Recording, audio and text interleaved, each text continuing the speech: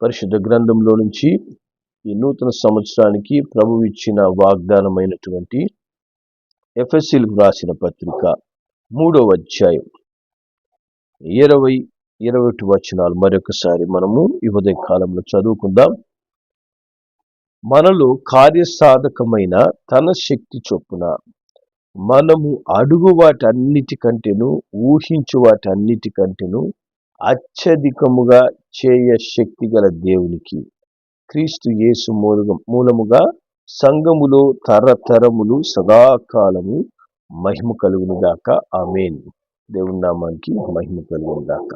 కాబట్టి ప్రభువు చెప్తున్నాడు మనకందరికీ మనలో కార్యసాధకమైనటువంటి దేవుని శక్తిని బట్టి, మనలో క్రియపరిచే దేవుని శక్తిని బట్టి ఈ 2026వ సంవత్సరంలో మనము అడుగు వాటన్నిటికంటే ఊహించు వాటన్నిటికంటే అత్యధికముగా దేవుడు తన కార్యాలు చేయబోతున్నాడు. హల్లెలూయా. ఈ ఉదయకాలంలో దేవుడు చెప్తున్నాడు, మీరు అడగండి అంటున్నాడు. మీరు అడగండి. మీరు అడిగినప్పుడే అడుగు వాటన్నిటికంటే అధికముగా దేవుడు చేస్తాడు. చాలా మంది మరి దేవుని బిడ్డలకి ఏంటంటే సరైన ప్రార్థనా జీవితాలు ఉండవు. ఒక క్రమమైనటువంటి ప్రార్థించే అనుభవాలు ఉండవు. దేవుణ్ణి అడిగే విధానంలో అడగరు. అందుకనే చాలాసార్లు వాళ్ళు పొందుకొనలేని స్థితిలో ఉంటారు. ప్రభు అయిన యేసు ఆయన పరిచయం చేస్తున్న దినాల్లో ఆయన చెప్తాడు, లూకా సువార్త 11వ అధ్యాయము 9-10 వచనాల్లో, అడుగు 9-10 వచనాలు, అటువలే మీరు అడుగుడి మీకు ఇవ్వబడును, వెదకుడి మీకు దొరుకును, తట్టుడి మీకు తీయబడును. అడుగు ప్రతివానికి ఇవ్వబడును, వెదకువానికి దొరుకును, తట్టువానికి తీయబడును అని మీతో చెప్పుచున్నాను అన్నాడు. హల్లెలూయా. కాబట్టి దేవుడు ఇక్కడ ఏం చెప్తున్నాడంటే స్పష్టంగా అడిగేవాడికే ఇవ్వబడుతుంది. అడిగేవాడికే అధికముగా దేవుడు నేను అనుగ్రహిస్తానని చెప్తున్నాడు. హల్లెలూయా. కాబట్టి ఈ సంవత్సరము ఎవరైతే క్రమమైన ప్రార్థనా జీవితాలు కలిగి ఉంటారో, క్రమముగా ప్రభువుతో ప్రార్థన చేస్తూ ఉంటారో వారు అత్యధికంగా పొందుకుంటారు. ఎందుకంటే ఈ సంవత్సరము దేవుడిచ్చిన వాగ్దాన ప్రకారంగా మనము అడుగు వాటన్నిటికంటే ఊహించు వాటన్నిటికంటే అధికముగా దేవుని యొద్ద నుంచి మనం పొందుకోబోతున్నాము అని దేవుడు మనతో మాట్లాడాడు. హల్లెలూయా. కాబట్టి మనుషుల్లాగా ఆయన మాట తప్పే దేవుడు కాదు. మనుషుల్లాగా నేను ఒక వాగ్దానం చెప్పాను కానీ అది నాకు వీలు కాలేదు, నేను చేయలేను అని దేవుడు ఎప్పుడు చెప్పడు. నిశ్చయముగా ఈ సంవత్సరము మనం ఏది అడుగుతూ ఉంటామో అడుగు వాటన్నిటికంటే మనము అధికంగా పొందుకోబోతున్నాము. హల్లెలూయా. దేవుడు ప్రభు అయిన యేసు ఖచ్చితంగా చెప్తున్నాడు, అడిగే ప్రతివానికి ఇవ్వబడుతుంది. అడిగేవానికే ఇవ్వబడుతుంది. మనం అడుగుతున్నామా? ఎటువంటి ప్రార్థన జీవితాలను కలిగి ఉన్నావు? నీ ప్రార్థన ఎంతసేపు చేస్తావు? ప్రార్థనలో ఎంతసేపు గడిపే అనుభవం నీకుంది? 5 నిమిషాలు భారముగా ప్రార్థన చేయగలుగుతున్నావా? దేనికోసం నువ్వు ప్రార్థన చేస్తావు? నీకు నీ కుటుంబం గురించి ప్రార్థన చేసి ఆమేన్ అంటావా? ప్రజల యొక్క ప్రతి పరిస్థితి సమస్యలు చూసి ప్రార్థన చేస్తావా? లేదా ప్రార్థించి దేవుడు ఇవ్వలేదని చెప్పి ప్రార్థన మానేస్తుంటావా? ప్రభు అయిన యేసు చెప్తాడు, లూకా సువార్త 18వ అధ్యాయం 7-8 వచనాలు ఆయన అంటాడు, దేవుడు తాను ఏర్పరచుకొనిన వారు దివారాత్రులు తన్ను గూర్చి మొరపెట్టుచుండగా వారికి న్యాయం తీర్చడా? ఆయన వారికి త్వరగా న్యాయము తీర్చును. వారి విషయమే కదా ఆయన దీర్ఘశాంతము చూపుచున్నాడు అని మీతో చెప్పుచున్నాను. ఆయనను మనుష్య కుమారుడు వచ్చినప్పుడు ఆయన భూమి మీద విశ్వాసము కనుగొన్నా అంటున్నాడు. హల్లెలూయా. దేవుని నామానికి మహిమ కలుగును గాక. దేవుడు చెప్తున్నాడు, నేను ఏర్పరచుకొనినటువంటి జనులు ఎవరు వాళ్ళు? మనమే. మనల్నే దేవుడు ఏం చేశాడు? జగత్ పునాది వేయబడక మునిపే ప్రేమలో మనల్ని ఏర్పాటు చేసుకొని తన రక్తముతో ఆయన మనల్ని కడిగి తన సొత్తుగా చేసుకున్నాడంట. హల్లెలూయా. మరి తాను ఏర్పరచుకున్న వారు ఏం చేయాలంట? ప్రార్థనలు మానేసేసి వారి పనులలో బిజీగా ఉండండి అని చెప్పి దేవుడు చెప్పాడా?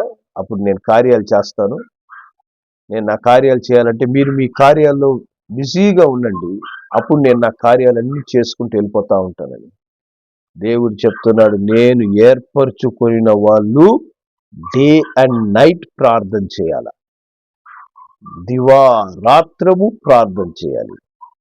హల్లెలూయా. దివారాత్రము ప్రార్థన చేస్తూ ఉంటే వారికి త్వరగా న్యాయం తీరుస్తాడు. హల్లెలూయా. దేవుడు నాకు వాగ్దానం ఇచ్చేశాడు, నేను అడుగు వాటన్నిటికంటే కార్యాలు దేవుడు అధికంగా చేసేస్తాడు. కాబట్టి అది చేసేస్తాడు అంతే. నేను ప్రార్థన చేయను, నాకు సమయం ఉండదు, నేను నా కార్యాల్లో నేను ఎప్పుడు సమయాన్ని వృధా చేసుకుంటూ ఇతరులతో ఫోన్లో మాట్లాడుకుంటుంటాను, లేకపోతే ఇంకా వ్యర్థమైన పనులలో చాలా బిజీగా ఉంటాను, ఎప్పుడు నిద్రపోతుంటాను, లేకపోతే ఇంకేదైనా ఉద్యోగాల్లో పనులలో నేను బిజీగా ఉంటాను.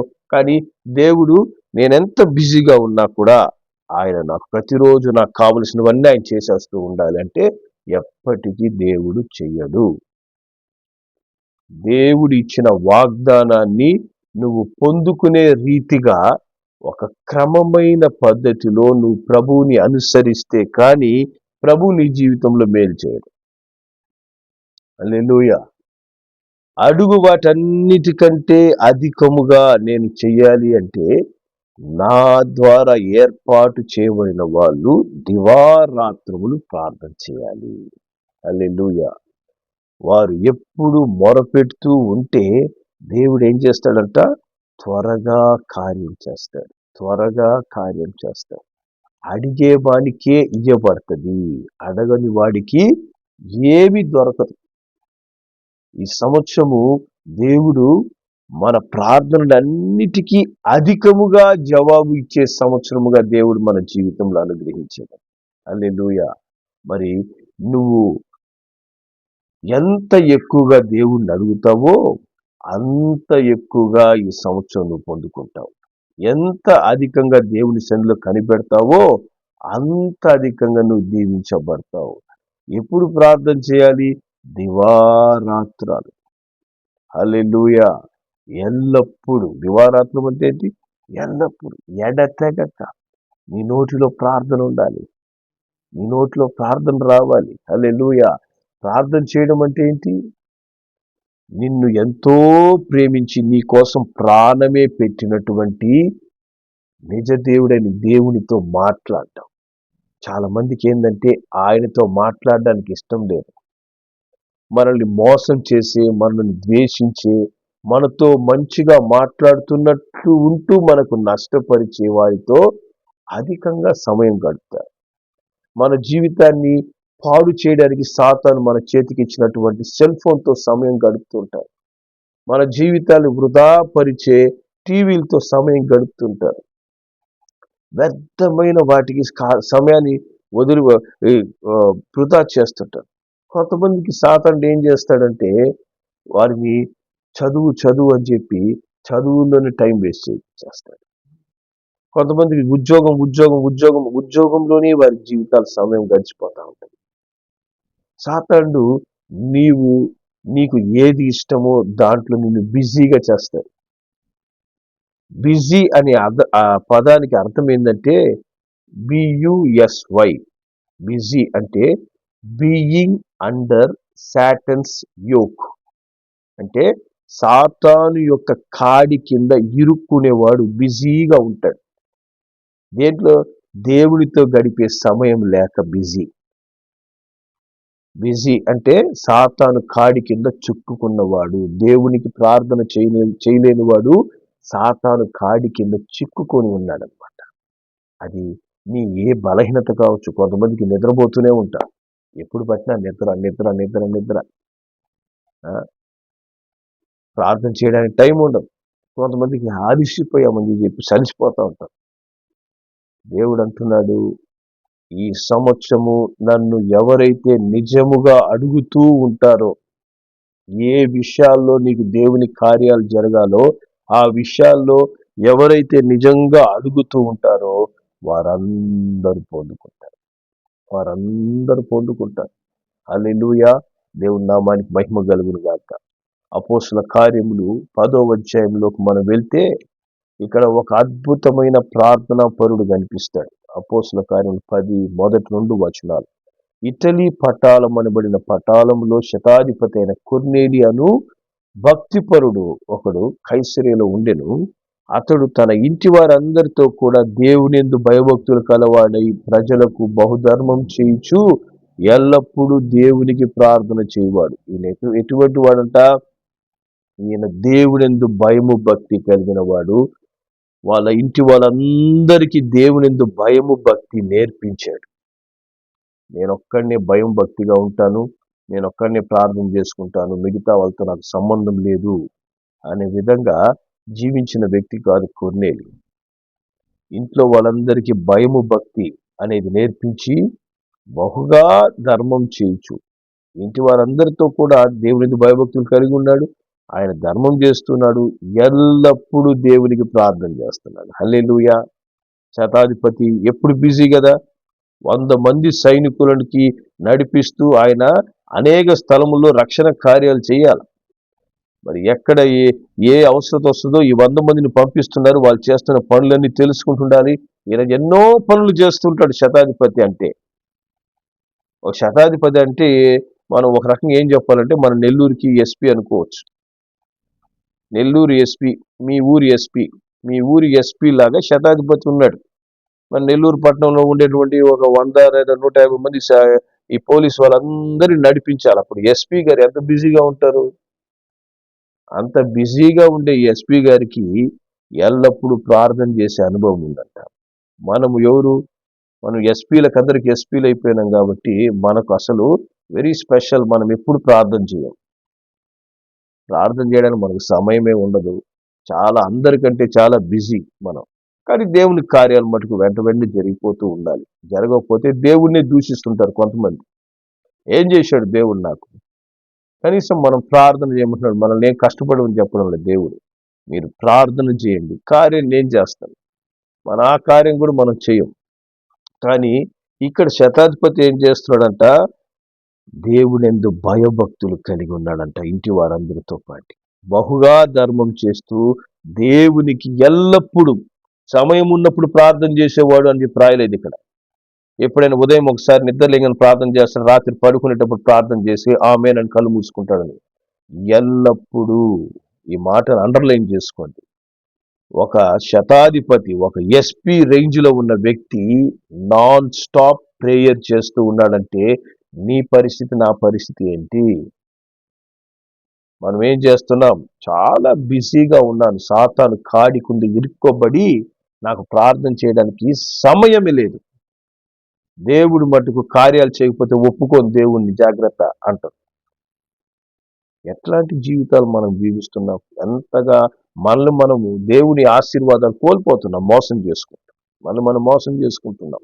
సాతానుడు ప్రార్థన చేయనీయకుండా మనం మోసం చేసేస్తున్నాడు. కానీ దేవుడు అంటున్నాడు, ఈ సంవత్సరం ఎవరైతే నిజముగా ప్రార్థన చేస్తారో వాళ్ళకి ఏం జరుగుతుందో తెలుసిన? చూడండి 3-4 వచనాల్లో మనం చదివితే ఇక్కడ పగులు ఇంచుమించు 3 గంటల వేళ దేవుని దూత అతని ఎత్తుకొచ్చి కొర్నేలి అని పిలుచుట దర్శనమందు తేటగా కనపడెను. అతడు ఆ దూత వైపు తేరి చూచి భయపడి ప్రభువా ఏమని అడిగాను. అందుకు దూత, నీ ప్రార్థనలను ధర్మ కార్యాలను దేవుని సన్నిధికి జ్ఞాపకార్థంగా చేరాయి. హల్లెలూయా. దేవుని నామానికి మహిమ కలుగును గాక. చూడండి, ప్రార్థించే కొర్నేలి యొద్దకు దేవుని దూత దిగి వచ్చి ఆయనతో చెప్తుంది, మాట్లాడుతుంది. నీ ప్రార్థనలు దేవుని ఎద్దకు చేరాయి, నీ ధర్మ కార్యాలు దేవుని ఎద్దకు చేరాయి. హల్లెలూయా. దేవుని దూత వారి ఇంటికి పరిచర్య చేయడానికి పేతురుని నడిపించింది. ఈ సంవత్సరం ఎవరైతే నిజముగా ప్రార్థన చేస్తారో దేవదూతలు వారికి పరిచర్య చేయడానికి దిగి రాబోతున్నారు. మనకు చేయాల్సిన కార్యాలని మనము చేయకుండానే మన తరపున దేవదూతలు దేవుడు పంపించి దేవదూతల యొక్క సహాయమును మనం పొందుకోబోతున్నాం. కొర్నేలి ఇంటికి దేవదూత ఎలా వచ్చి దర్శించిందో, నిజముగా ప్రార్థించే వారిని దేవదూతలు దర్శిస్తారు, దేవదూతలు పరిచర్య చేస్తారు. మరి కొర్నేలి పరలోకం నుంచి దిగి వచ్చాడు కాబట్టి కొర్నేలికి మట్టుకే దేవదూతల సహాయం చేయబడుతుంది అని దేవుడు రాయలేదు. కొర్నేలి ఒక అన్యుడు, అతను యూదుడు కూడా కాదు, మనం మాటలో చెప్పాలంటే క్రైస్తవుడు కూడా కాదు, ఒక అన్యుడికి సహాయము చేయడానికి దేవదూత దిగి వచ్చిందంటే మరి నీకు నాకు దేవదూతలు ఎంతగా సహాయం చేయాలి? దేవదూతల పరిచర్యను నువ్వు ఎందుకు పొందుకోలేకపోతున్నావు? దేవదూత అక్కడ దిగి వచ్చి కొర్నేలితో మాట్లాడిందంట, నువ్వు ప్రార్థన చేసేది దేవుడు వింటున్నాడని. హల్లెలూయా. ఈ సంవత్సరము నిజముగా ప్రార్థన చేసే వారికి దేవదూతల యొక్క ప్రత్యేక రక్షణ కాపుదల ఉండబోతుంది. దేవదూతల దిగి వచ్చి వారికి పరిచర్య చేయబోతున్నారు, వారి కుటుంబానికి కాపుదలగా నిలబడబోతున్నారు. ఎందుకంటే మనం ఒక పక్క నూతన సంవత్సరంలో ప్రవేశించామని సంతోషంలో ఉన్నాం, ఇంకొక వైపు దేవుని రాకడ సమీపిస్తుంది. కాబట్టి అపవాది గర్జించు సింహము లాగా, వాడు గర్జించు సింహం కాదు, మన యేసయ్య యూదా గోత్రపు సింహం, నిజమైన సింహం. కానీ అతను గర్జించు సింహం లాగా ఎవరి జీవితాన్ని నాశనం చేద్దామా, ఎవరి కుటుంబాన్ని పాడు చేస్తామని వాడు తిరుగుతున్నాడు. ఏ కుటుంబంలో ప్రార్థన ఉండదో, ఏ కుటుంబంలో దేవుని వెతికే అనుభవాలు ఉండవో ఆ కుటుంబాన్ని సాతానుడు దర్శిస్తాడు. ఆ కుటుంబంలో అపాయాలు జరుగుతాయి, ఆ కుటుంబంలో నష్టాలు జరుగుతాయి ఖచ్చితంగా. ఏంటి పాస్టర్ గారు చెప్తున్నానంటే, అవును, ప్రార్థన చేయనప్పుడు ఎవరు మిమ్మల్ని దర్శిస్తాడు? దేవుడు దర్శిస్తాడా? సాతానుడే దర్శిస్తాడు. ఏ కుటుంబంలో ప్రార్థన ఉంటుందో, ఏ కుటుంబంలో ఎడతెగని ప్రార్థన, కొర్నేలి ఎస్పీ రేంజ్ లో ఉన్నటువంటి వ్యక్తి ఎడతెగక ప్రార్థన చేసినట్లు ఏ కుటుంబం అయితే వారు ఇంటి వాళ్ళందరితో కలిసి దేవుని భయభక్తులు కలిగి ఎప్పుడు ఇతరులకు మేలు చేస్తూ ఇతరులకు కీడు చేస్తూనే ఉంటారు. కొంతమంది ఇతరులు నాశనాన్ని కోరుకుంటుంటారు, ఇతరులను ఏ విధంగా నష్టపరుస్తారని ఆలోచిస్తుంటారు. కానీ కొర్నేలి ఏం చేశాడంట? ఇతరులకి ధర్మ కార్యాలు చేస్తున్నాడు, దాంతోపాటు ఎడతెగక ప్రార్థన చేస్తున్నాడు. ఏ కుటుంబం అయితే ఈ కొర్నేలి కుటుంబం లాగా దేవునియందు భయము భక్తి కలిగి ఉంటారో కుటుంబం అంతా, ఏ కుటుంబం అయితే ఇతరులకి మేలు చేసేందుకే ఎప్పుడు సిద్ధంగా ఉంటారో, ఏ కుటుంబం అయితే ఎడతెగకుండా ప్రార్థన చేసే కుటుంబంగా ఉంటుందో, ఈ సంవత్సరము దేవదూతలు వాళ్ళ ఇంటికి దిగి వస్తారు. పరలోకమే వారి కుటుంబానికి రక్షణగా నిలబడుతుంది. వారిని ఎంతగా ఆశీర్వదించాలని దేవుడు ప్రణాళిక వేశాడో, ఏ విధంగా వారి కుటుంబాన్ని ప్రతి ఆపద నుంచి తప్పించాలని దేవుడు ప్రణాళిక వేసి ఉన్నాడో, వారి కుటుంబానికి విరోధంగా ఈ సంవత్సరము దుష్టుడు ఏ క్రియ చేయాలనుకున్నా కూడా వాటన్నిటి నుంచి దేవుడు ఏ విధంగా తప్పించాలని ఆశించాడో ఆ విధంగా దేవదూతలు వారి కుటుంబానికి దిగి వస్తాయి, వారిని ఆశీర్వదిస్తారు, వారిని భద్రపరుస్తాడు, ప్రభు చిత్తంలో వారిని నడిపిస్తారు. హల్లెలూయా. దేవదూత ఎప్పుడైతే మరి కొర్నేలి ఇంటికి దిగి వచ్చి కొర్నేలితో మాట్లాడిందో, తర్వాత దేవునికి లోబడి దైవజనులుగా పేతురు గారిని వారి ఇంటికి ఆహ్వానించాడంట. పేతురు ఎప్పుడైతే ఇంటికి వచ్చి అపోస్తలుడైన పేతురు గారు వాక్యం అందించారో, దేవుని వాక్యం చెప్తుంది ఆ అపోస్తల కార్యం 10వ అధ్యాయము 44వ వచనంలో, పేతురు ఈ మాటలు ఇంకా చెప్పుచూ ఉండగా అతని బోధ విన్న వారందరి మీదకి పరిశుద్ధాత్మ దిగి వచ్చింది. హల్లెలూయా. దేవుని నామానికి మహిమ కలుగును గాక. కాబట్టి ఏ కుటుంబంలో ప్రార్థన ఉంటుందో ఆ కుటుంబంలో పరిశుద్ధాత్మ దిగి వస్తుంది. ఆ ఇంట్లో దేవుని సన్నిధి నింపబడుతుంది. దేవుని మహిమ ఆ కుటుంబంలో ఉంటూ ఆ కుటుంబానికి కాపుదలగా ఉంటుంది. ఏ కుటుంబంలో ప్రార్థన ఉండదో దురాత్మ కుటుంబంలో ఉంటది, దుష్టాత్మ ప్రభావం ఆ కుటుంబాన్ని ఆవరిస్తుంది. భక్తిహీనుల ఇంటి మీదకి ఏమొస్తుందంట? శాపం వస్తుందని దేవుని వాక్యం చెప్తుంది. కానీ దేవుని బిడ్డల ఇంట్లోనికి పరిశుద్ధాత్మ, దేవుని సన్నిధి, దేవదూతలు వారికి కాపుదల.